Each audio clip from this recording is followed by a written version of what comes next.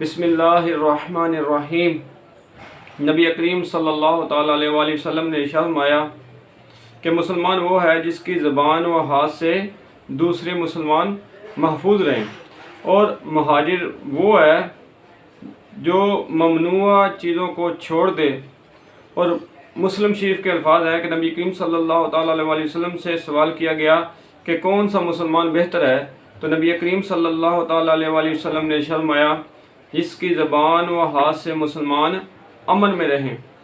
تو ہمیں سوچنا چاہیے، ہمیں دیکھنا چاہیے کہ ہماری وجہ سے کسی مسلمان کو، کسی دوسرے مسلمان کو تکلیف تو نہیں ہے، چاہے وہ زبان سے ہو یا ہاتھ سے ہو یا کسی طریقے سے بھی اس کو تکلیف دی جائے، تو وہ مسلمان جو ہے وہ اپنے آپ کا محاسبہ کرے کہ نبی کریم صلی اللہ تعالیٰ علیہ وآلہ وسلم نے فرمایا کہ بہترین مسلمان وہ ہے کہ جس کے ہاتھ سے، جس کی زبان سے دوسرے مسلمان محفوظ رہیں۔ رسول کریم صلی اللہ تعالیٰ علیہ وآلہ وسلم نے ارشاد فرمایا کہ جس میں 3 خصلتیں ہوں وہ ایمان کی لذت پا لے گا۔ جس میں 3 خصلتیں پائی جائیں وہ ایمان کی لذت کو پا لے گا۔ نمبر 1، وہ اللہ و رسول تمام ما سوا سے زیادہ پیارے ہوں۔ جس کو اللہ تعالیٰ کی ذات اور رسول اللہ صلی اللہ علیہ وسلم کی ذات جو ہے وہ تمام مخلوق سے پیاری ہو، وہ ایمان کی لذت کو پا لے گا۔ دوسرا فرمایا جو بندے سے صرف اللہ تعالیٰ کے لیے محبت کرے، جو ایک بندہ دوسرے بندے سے محبت کرتا ہے، اس کی جو ہے بات جو دل میں ہو صرف اللہ کی رضا ہو، جو اللہ کی رضا کے لیے ہی دوسرے بندے سے محبت کرتا ہے، تو نبی کریم صلی اللہ تعالیٰ علیہ وآلہ وسلم نے ارشاد فرمایا کہ وہ ایمان کی لذت کو پا لے گا۔ جو اللہ کی محبت کے لیے، اللہ کی رضا کے لیے دوسرے بندے کے ساتھ محبت کرتا ہے۔ اور تیسرا فرمایا جو کفر میں لوٹ جانا جب کہ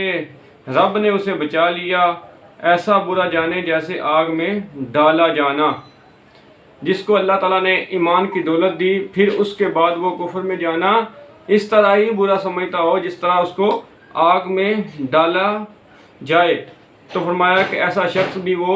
ایمان کی لذت کو پا لے گا۔ حضرت ابو موسیٰ اشعری رضی اللہ تعالیٰ عنہ سے روایت ہے کہ رسول کریم صلی اللہ تعالیٰ علیہ وآلہ وسلم نے ارشاد فرمایا 3 شخص وہ ہیں جنہیں ڈبل ثواب ملتا ہے۔ 3 شخص وہ ہیں جنہیں ڈبل ثواب ملتا ہے۔ نمبر 1، وہ کتابی جو اپنے نبی پر ایمان لائے اور محمد صلی اللہ علیہ وسلم پر بھی ایمان لائے۔ وہ شخص جو پہلے کسی اور مذہب میں تھا، کسی اور پیغمبر کی پیروی کر رہا تھا،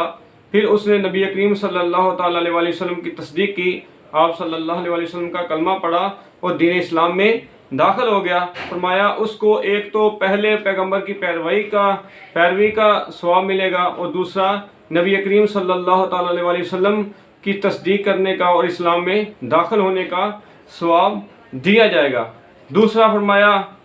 غلام مملوک جب اللہ کا حق بھی ادا کرے اور اپنے مولاؤں کا بھی حق ادا کرے، جو غلام ہو وہ اللہ کا بھی حق ادا کرے اور اپنے آقا مولا کا بھی حق ادا کرے جس کے پاس وہ کام کر رہا ہے، تو فرمایا اس کو بھی اللہ تبارک و تعالیٰ دوہرا ثواب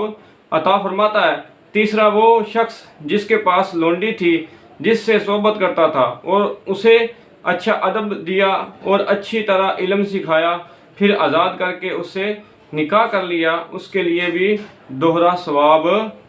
دیا جاتا ہے۔ نبی کریم صلی اللہ تعالیٰ علیہ وآلہ وسلم کا فرمان ہے